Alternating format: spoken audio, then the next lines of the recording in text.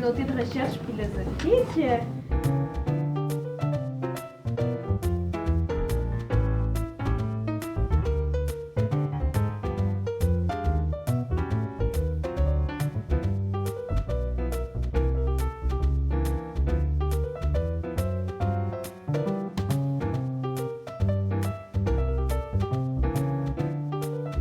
Donc, on va commencer comme d'habitude. Donc, je vais séparer les observateurs par critères.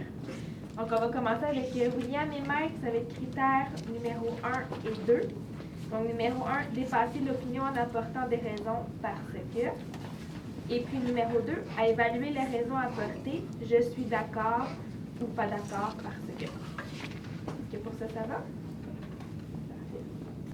Critères 7 et 8. Nour, Mélodie et puis Alessia. Donc, critère 7, à identifier les conséquences de ce qui est dit. C'est ce qui arrive si, c'est ce qui arrive quand. Et puis, le numéro 8, a tenu compte du contexte. Ça dépend de. Est-ce qu'il y a des questions sur ça ici? Ça va? Et finalement, critère 9 et 10, Catalina, Chloé et puis Héloïse. Donc, critère 9, à présenter les idées sous forme d'hypothèse. Peut-être que et si. Et numéro 10, à examiner l'envers d'une position. Oui, mais. Est-ce que ça va laisser pour ça? Je vais tout de suite demander un ou une volontaire pour la synthèse. Est-ce qu'il y a quelqu'un qui aimerait faire la synthèse au milieu environ de notre discussion? Sinon, je vais la choisir. Catalina? Excellent. Donc, est-ce que peut-être tu pourrais noter en arrière ici? Des feuilles. OK, on va donner des feuilles. Puis je vais tout de suite aussi demander un volontaire pour les groupes de parole. Est-ce qu'il y a quelqu'un qui aimerait le faire? Jeanne? OK. On va donner aussi une feuille pour écrire les noms pour être sûr de prendre le temps. Est-ce que quelqu'un pourrait me rappeler les règles du dialogue aujourd'hui? Oui, Mélodie. Parle au jeu. Parle au jeu. Est-ce qu'il y a autre chose? Gabrielle. Il respecte les groupes de parole.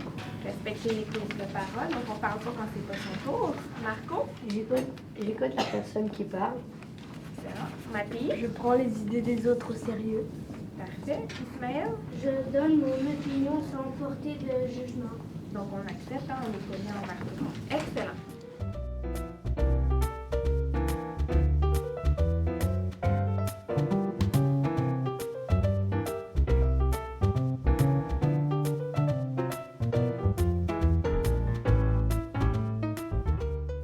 L'étude mathématique, tout simplement. Je vous ai déjà dit, je crois, que mon père était prof de français. Mais ma mère, ce n'est pas mieux. Elle est prof de maths.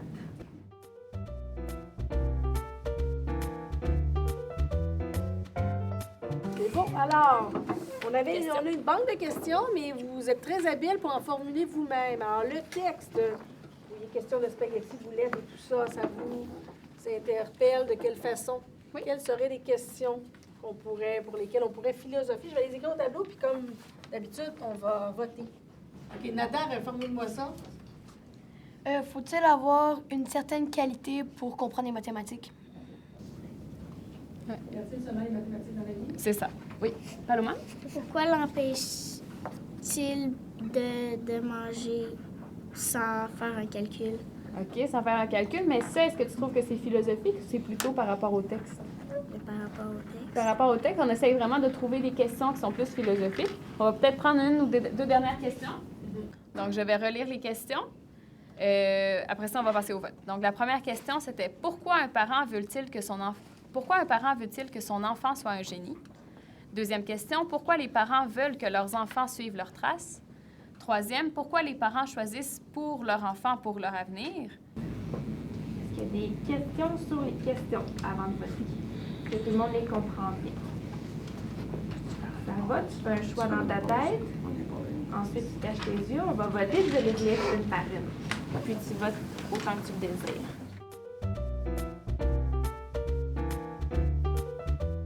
Donc, on va passer au vote. On ferme ses yeux. Tu peux voter autant de fois que tu veux. Tu lèves la main. Donc, qui aimerait discuter de la première question? À quoi ça sert les mathématiques?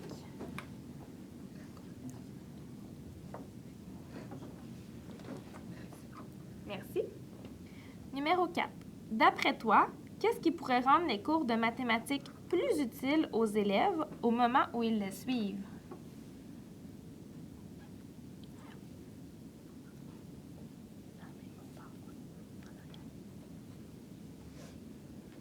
Merci. On laisse les yeux fermés, s'il vous plaît. On reste les va yeux. voter. Oui, on va revoter les deux questions les plus populaires. Donc, la première question, ça va être... donc, je vais en donner deux. Tu peux voter pour une ou pour l'autre ou pour les deux. Tu lèves la main très haute, s'il vous plaît. Ferme tes yeux. Donc, pourquoi les parents veulent que leurs enfants suivent leurs traces? Lève la main qu'on la voit bien, s'il te plaît.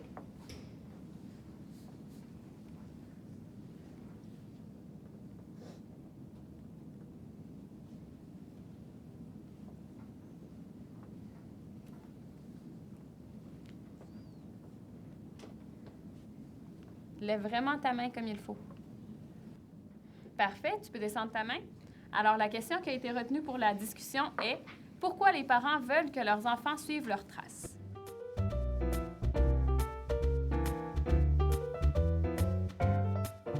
Alors, la question choisie aujourd'hui, c'est la première. À quoi ça sert les mathématiques?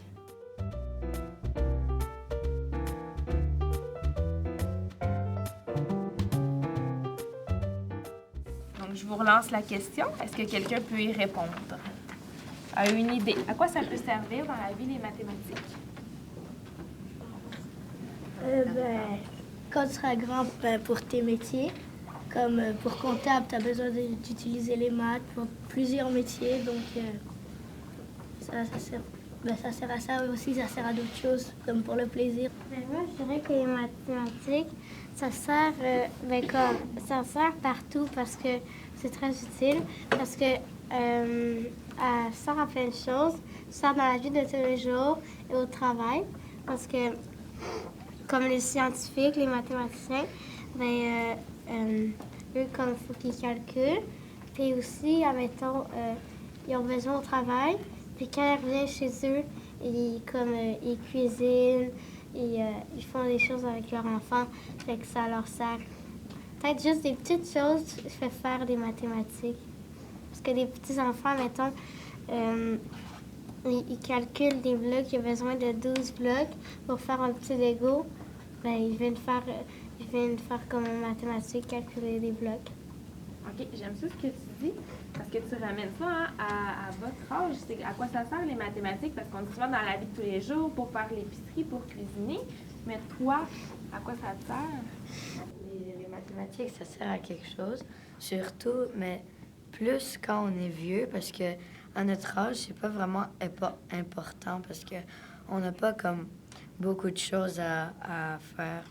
Comme quand on est adulte, c'est plus important parce que, comme exemple, si tu as 10 $, puis comme il y a quelque chose comme à 5 $ et 50, puis quelque chose à 4 $, mais là, tu peux te dire, ah, attends, c'est ça, plus ça fait ça, mais je vais avoir assez d'argent, plus. Mais là, comme ça sert plus que si tu sais pas, ben tu dois aller voir, tu dois voir plein, comme tu dois faire différentes choses. OK. Alors, selon toi, c'est plus utile pour un adulte, les mathématiques. OK. Moi, je suis d'accord avec Marco. Je trouve que même c'est vraiment beaucoup plus important pour un adulte de mieux savoir. Parce que prenons la tour de Pise, par exemple. Le constructeur de la tour de Pise, il s'est trompé. Lorsqu'il était en haut, il s'est trompé de quelques degrés. Et maintenant, comme il a fait cette petite erreur, maintenant, la tour, elle est garochée d'un côté.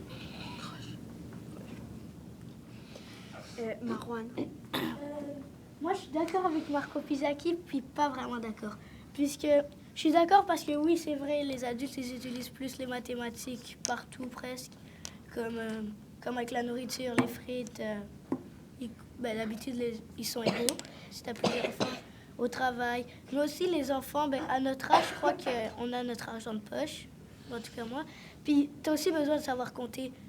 Puisque, admettons, tu vas au dépanneur en vélo ou quelque part, et c'est écrit les prix. Tu regardes, puis tu as juste ramené 10 $, puis tu prends, admettons, tu regardes et tu sais pas compter. tu regardes les prix, puis là, tu arrives à la caisse, il dit que c'est 11 $, puis tu as que 10 $. Donc, il faut quand même, même enfant, que tu... Ouais, puis il y a aussi les taxes qui s'ajoutent, ça, mais ça... Sinon, ouais, d'après moi, oui. Audrey-Anne, je suis d'accord avec Marwan parce que c'est tout le monde qui a besoin des mathématiques parce qu'il n'y a pas juste les adultes, parce que les enfants aussi peuvent utiliser les mathématiques. Comme même quand on est enfant, quand on est plus petit, qu'on ne va pas à l'école, ben on utilise les mathématiques sans le savoir. Comme on dit, je veux la moitié de la pomme, ben on utilise les mathématiques quand on ne s'en rend même pas compte. Parce que tout à l'heure, Audrey-Anne a dit on utilise les mathématiques sans le savoir. Alors, je me demande qu'est-ce que ça ferait s'il n'y en avait pas ou si on ne l'apprenait pas. Pour répondre à ta question, c'est... Ah oui, s'il n'y aurait pas de mathématiques, ou les mathématiques n'existeraient pas, ça serait bizarre. Parce que, admettons, il y a un gâteau, comme à ta fête. Et tu ne connaisserais pas les mathématiques. Ben, à la place de dire je veux la moitié ou je veux un quart, tu dirais je veux ça, puis ouais, c'est un peu... c'est bizarre. Ben, qu'est-ce qu'il a dit, Marwan? Ben, le seul truc qui veut pas de sens, c'est que, toi, pour faire un gâteau, il faut que tu sers des mathématiques. Donc, comment tu veux dire je veux... Donc, toi, tu penses Il n'y aurait rien en soi.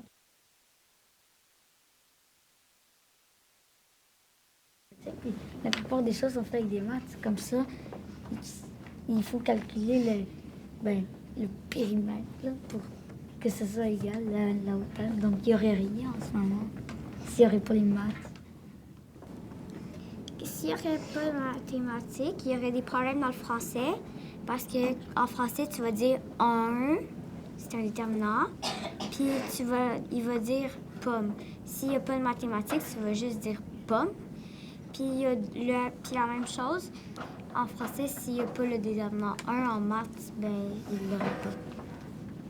Donc, ça veut dire que les mathématiques ont plus d'impact sur d'autres choses? Ben, les deux ont le même nombre d'impact. Fait que c'est pour ça que c'est aussi les deux matières qu'on a de base. Les premières choses qu'on apprend, c'est ça, c'est ces deux matières-là. Le français et les mathématiques. OK. Moi, j'ai le goût de revenir à ce qu'Éloïse, tu as dit tantôt que les mathématiques français, c'était les deux matières de base. Est-ce que ça veut dire qu'il y a des matières plus importantes dans la vie que d'autres? Est-ce que les mathématiques en font partie?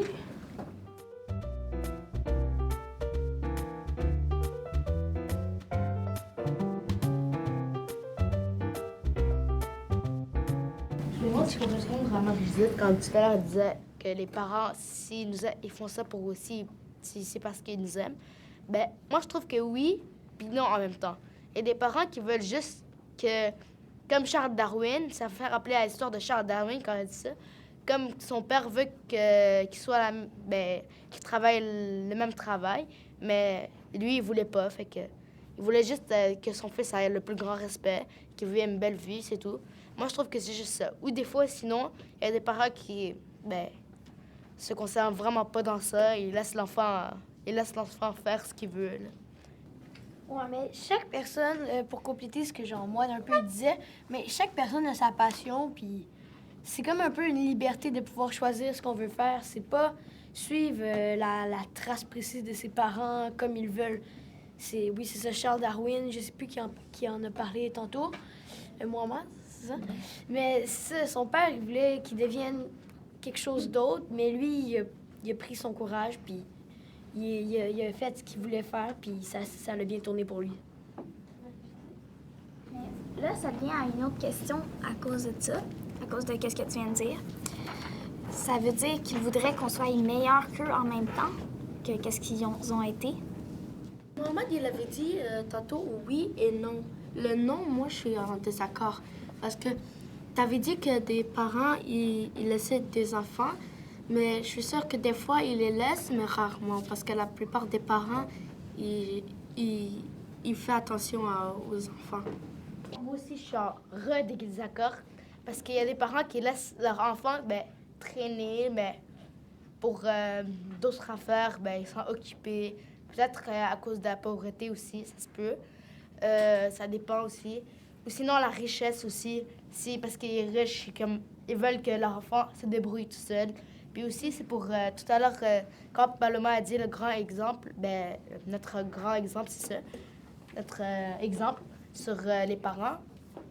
Ben, c'est ça. Ben, moi, je suis en accord avec elle parce qu'elle disait comme sur.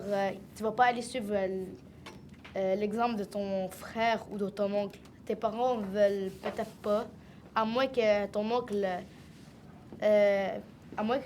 Admettons, tes parents sont pauvres, ils ont pas de travail, puis ça, puis comparé à ton oncle, ben peut-être que tes parents voudraient que tu suis l'exemple de ton oncle. Moi, je suis désaccord avec toi. C'est pas parce qu'on est pauvre que les parents vont laisser leur enfant comme ça. Mais pourquoi comme je vais aller un peu avec Simon, qu'est-ce qu'il dit? Quand on est des enfants, si on fonce, on fonce-tu à la bonne place? C'est peut-être pour ça que les parents, ils veulent qu'ils suivent notre trace. Nathan? Moi, je pense que c'est comme... Ils veulent pas vraiment qu'on suive leur trace. Je pense que c'est comme un peu plus une pensée que nous, on pense. Parce qu'ils donnent peut-être plus, eux autres, des conseils de ce qu'ils savent faire pour que nous, on ait une plus belle vie, puis qu'on soit moins malheureux des erreurs qu'eux, ils ont faites. Parce qu'eux autres, ils nous disent « fais pas ça, fais ça ». Puis plus qu'on ait une belle vie qu'on suive leurs traces, puis que ça soit tout pareil. Mais moi, je suis en désaccord avec Morad. Mais parce que la pauvreté peut causer aussi beaucoup comme ça. Mais la pauvreté aussi peut causer qu'ils peuvent plus acheter rien, plus à manger, plus rien. Fait que, genre, ils doivent laisser au moins quelqu'un de leur famille, surtout les enfants. Comme dans C'est une histoire, Hansel et Gretel, c'est la même chose. Il y a vraiment des personnes qui font ça. Ou sinon, ils vendent leur enfant pour avoir de l'argent. Puis c'est ça. Puis aussi... c'est pour dire... ah oui, le métier, c'est comme si tes parents t'amenaient à un métier, mais que toi, tu veux pas le faire. C'est comme... Tu seras pas content de toi, comme vraiment en travaillant, même si tu veux pas. À part si tu t'habitues puis tu l'aimes après. Sinon, genre, si tu aimes ton métier, puis tu le fais, tu seras vraiment content à chaque fois que tu reçois de l'argent que de ce que tu as fait, de ce que tu as travaillé, puis ça. Mais moi, je suis encore en désaccord avec Mohamed. Parce que l'argent ne change rien dans la famille. C'est pas parce qu'on est pauvre que le père va laisser son fils, il va pas l'éduquer. C'est ça. L'argent, ça change rien. C'est pas parce que tu es riche que son père, il va l'éduquer. Je suis en accord avec moi et Morad. Parce que c'est vrai que même si t'es pauvre, ça veut pas dire que t'es un loser, si je peux dire ça comme ça, puis que tu sais rien faire. Tu peux être vraiment bon à l'école, puis trouver un bon métier, puis là, après ça, que tout soit changé, puis tu puisses devenir normal comme toutes les autres personnes, puis que ta vie soit belle. OK. Je suis en désaccord avec les trois. OK. C'est parce que toi, vous disiez que les parents ne vont pas jeter leur enfant, mais il y en a plein qui le font. Puis je sais, puis on a déjà vu une vidéo qui est vraiment vraie, qu'un père qui a vendu son enfant par lui-même, puis il demandait de l'argent à chaque fois. Il choisissait celui qui donne le plus d'argent pour prendre l'argent. Puis la pauvreté, oui, peut amener à ça, parce que c'est comme tu auras pu... ça se peut des parents aussi qui n'amènent pas à ça. Moi, je suis d'accord avec Morad, parce que souvent, dans les films... dans les films, c'est pas la réalité, mais aussi dans notre réalité, c'est les parents ils aiment beaucoup leurs enfants. C'est comme ils les abandonneraient pas pour ça. Au Québec, c'est pas vraiment comme ça.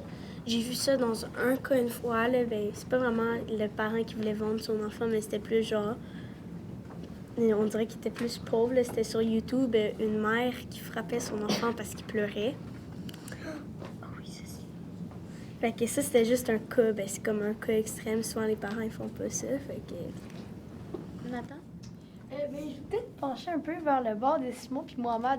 Parce que si tu vends ton enfant parce que tu sais que tu es vraiment pauvre puis que tu as vraiment une vie de misère, si tu le vends à quelqu'un que tu sais comme tu donnes ton enfant à quelqu'un que tu sais qui va avoir une belle vie, mais peut-être que ton enfant, il va devenir super content, il va avoir une belle vie, puis tu vas lui avoir comme sauvé des mauvais moments. Je suis en désaccord avec Mohamed et je suis en accord avec Marad à cause que la pauvreté et la richesse, ben, ça ne change rien. Tu peux très bien élever ton enfant de la bonne manière pour pas qu'il suive tes traces et qu'il vive la misère. Moi, je suis d'accord avec Marc-Antoine et je suis en désaccord avec Nathan et Mohamed et Simon parce que, ben, aussi, ben, je voudrais pas pourquoi quelqu'un, genre, pourrait donner son enfant. C'est ton enfant, puis tu l'aimes. Mais je comprends qu'il voudrait qu'il ait une belle vie, mais ça peut aussi être un effort comme pour le parent. Tu sais, il peut pas genre juste comme abandonner là, sur son enfant quand même. C'est le parent, au lieu de le donner comme... Je sais que comme il peut le donner à son nom, mais tu sais, comme faire un effort, puis essayer de donner une meilleure vie pour comme qu'ils restent ensemble, puis comme une famille normale. Je suis en désaccord avec Morad et Nata et je suis d'accord avec Valérie. Parce que Nata, parce que même si tu le vends à une personne que tu connais bien, l'enfant, il veut tout le temps détester le père qui l'a vendu. C'est ton père, ton père, il te vend pour avoir une meilleure vie. Tu le sais, mais il t'a vendu. Moi, admettons, mon père, il me vend à ma grand-mère ou à mon grand-père ou à mon oncle, je vais jamais le pardonner parce que c'est quand il nous abandonne, il nous laisse, il nous vend. Donc c'est peut-être, il croit que tu vas avoir une meilleure vie, mais il va tout le temps te détester. Donc, disons que c'est peut-être positif et négatif. Je suis un peu en accord avec Annette et Simon. Parce que ça, c'est sûr, mais moi, je parlais d'un cas d'extrême pauvreté. Même, admettons, la guerre. T'es pas pour laisser ton fils mourir en plein milieu d'un champ de bataille parce que t'es en train de te battre. C'est comme un peu, faut le donner. C'est comme... Je prends ça comme exemple parce que la pauvreté, c'est comme, je peux dire ça, une guerre. Puis tu peux pas vraiment laisser que ton enfant mourir. Si tu l'aimes, si tu veux qu'il survive, qu'il vive. Ben, je peux voir, on a parlé beaucoup de pauvreté, de richesse. Ben, il peut y avoir comme des métiers, que nos parents y ont, mais comme qui payent pas beaucoup, là. Il y a des personnes qui sont comme quand même contentes, là, parce que ils savent qu'eux, ils se dépassent, puis à la fin de la journée, tu sais, ils savent qu'ils n'ont pas beaucoup d'argent, mais ils sont quand même fiers d'eux, puis ça.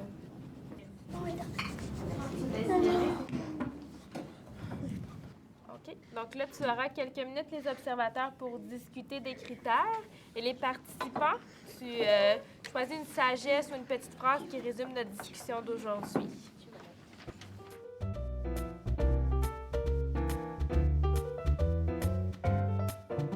C'est beau, c'est ça, on pourrait parler. On va repartir, oui.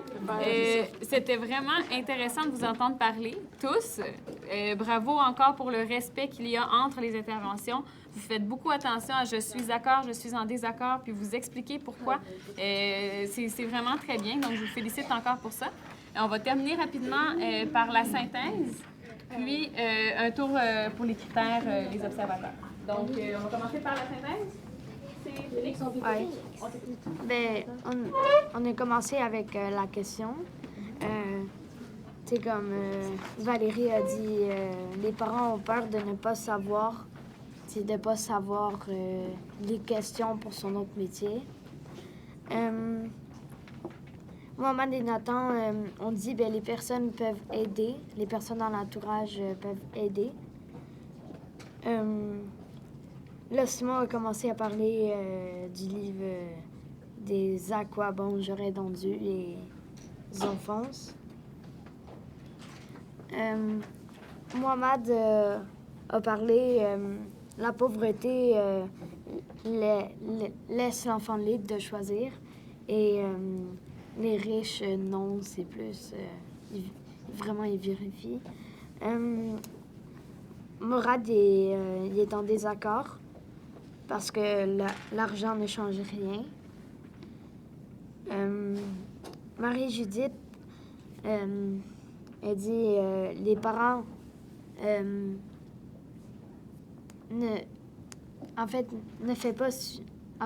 l'enfant ne suit pas la trace des parents, mais les parents les dirigent sur le bon chemin.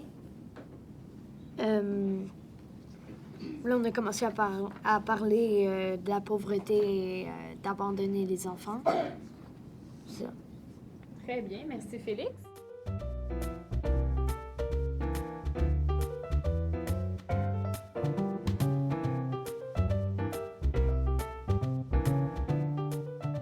Donc là, tu auras quelques minutes les observateurs pour discuter des critères.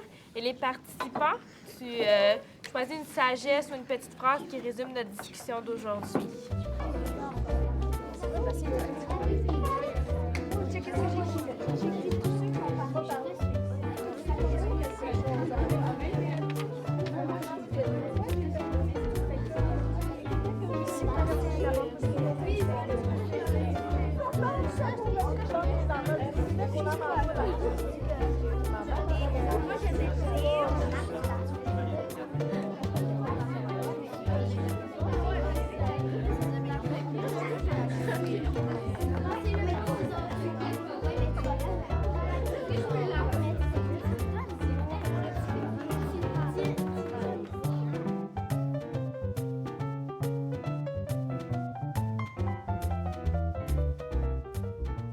Donc, on va prendre le temps de faire le tour des critères. Donc, Méline et Flavie, numéro 1 et 2, s'il vous plaît. Ils ont beaucoup dit « je suis d'accord » et « non, je suis pas d'accord ». Par exemple, Morad il a dit « je ne suis pas d'accord avec Mohamed, ce n'est pas parce que ton père est pauvre qu'il va te laisser dans la rue ». Mais moi, je les ai pas entendus ni Méline dire parce que. OK, très bien. Numéro 3 et 4. Bien, à donner des définitions et des distinctions, ça veut dire c'est différent d'eux. Bien, moi, j'ai pas vraiment entendu dire ni Florence. Puis pour être intervenu en lien avec les autres, ben pour continuer sur ce que tu veux dire, ben Paloma, on n'a pas trouvé des phrases complètes là, mais on a trouvé comme Paloma l'a dit, comme Mohamed l'a dit. Puis Mohamed a dit pour continuer, qu'est-ce que tu as dit? À donner des exemples et des contre-exemples. Zaki avec cuisiner. Et le 6 a formulé des analogies et des comparaisons, on n'a pas trouvé.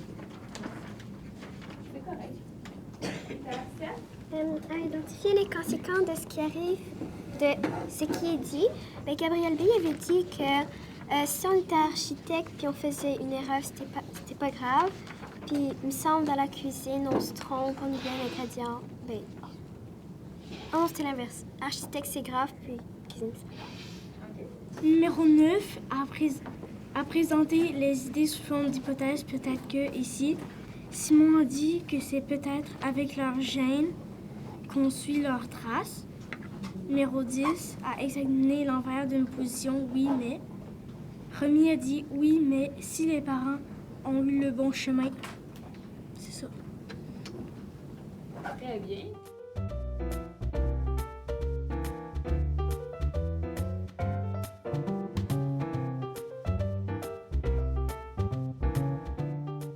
Est-ce que quelqu'un qui propose une sagesse pour la discussion d'aujourd'hui? Oui, Romy? La pauvreté change pas la vie. La pauvreté ne change pas la vie. On n'aura jamais le même chemin que nos parents. Ah, on n'aura jamais le même chemin que nos parents. Estelle? L'argent ne fait pas le bonheur. L'argent ne fait pas le bonheur. Oui, Marc-Antoine? C'est bien avoir beaucoup d'argent, mais tu peux très bien faire ton métier. Sans être riche. Ouais. Mohamed? Argent ou pas, la vie sera peut-être très belle. Merci. Simon? Chacun a son avenir. Chacun a son avenir. Hop, Nathan? Ben, au début, ça dépend des parents comment que notre vie va se dérouler le début. On a beaucoup commencé avec ça, hein? Ça dépendait des parents. Des parents qui veulent que tu suives leur trace, et des parents qui ne veulent pas que tu suives leur trace. C'est un peu ça. Alors, excellente discussion, excellente philo. On est fiers de vous. Très fiers, oui. Vraiment. On peut s'applaudir. On peut s'applaudir.